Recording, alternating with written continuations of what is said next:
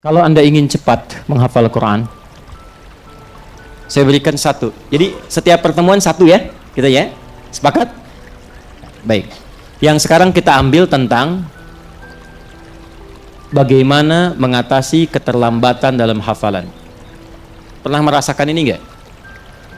Belum saya sampaikan, bagaimana bisa pernah? Ya sudah, karena sudah tahu semuanya, saya tutup saja. Pernah merasakan ini enggak? Ya, waktu menghafal orang lain cepat, ini kok saya satu ayat lama gitu, ya kan? Padahal udah diulang-ulang gitu kan? Ulang. Orang lain 10 menit apa, saya sehari belum hafal gitu. Bukan saya, ada yang belum hafal gitu kan sehari. Ada pernah begitu? Baik. Tapi yang menarik, ada yang sehari, semalam Dr. Daul punya saudaranya, itu satu hari Ali Imran hafal dalam sehari. Ada yang demikian. Kalau kita di karantina lebih dahsyat lagi. Ada dari 0, 30 hari itu bisa khatam Quran 30 juz. Ada yang sehari 2 juz hafal Quran. Ya, lebih dahsyat lagi. Nah, saya ingin masuk kepada yang satu dulu, yang lambat dulu. Gini. Lambat itu dalam pandangan manusia. Dari kitanya, sudut pandang manusianya. Kalau ingin menghafal Quran, maka keluarkan semua petunjuk hadisnya, termasuk ayat Qurannya. Di antara petunjuk itu mengajarkan pada kita demikian. Kalau ada orang yang berusaha menghafal dan mengulang-ulang, tapi merasa kemudian belum cepat hafal, maka biasanya Allah ingin memberikan hadiah 2 hal kepada dirinya yang belum tentu diberikan kepada orang yang merasa cepat menghafalkan Qurannya. Apa 2 hadiah itu? 1, ingin menambahkan pahala kepadanya yang menghapus dosa-dosa yang pernah ia kerjakan sebelumnya,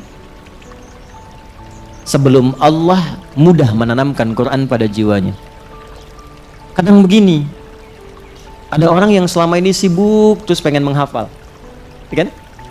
Allah nggak bikin cepat langsung hafal tuh, tapi dibuat dulu berkali-kali, berhari-hari.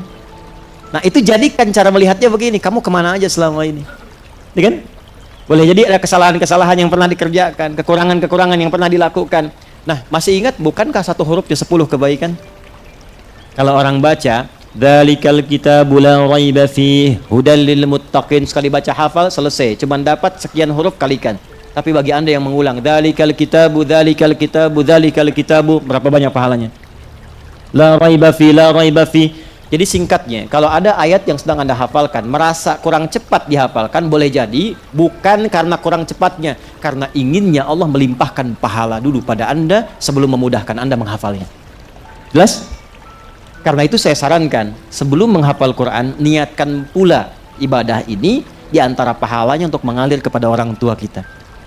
Sehingga ketika kita mulai menghafalkannya, kita menikmatinya. Walaupun terasa agak lambat, pahala banyak mengalir. Mungkin yang diinginkan oleh Allah, cahaya itu mengalir pada orang tua yang telah meninggalkan kita dulu. Paham? 2, Allah menginginkan kita lebih kuat mendapatkan ayat yang dihafalkan itu, bukan sekedar hafal sesaat dan berikutnya hilang.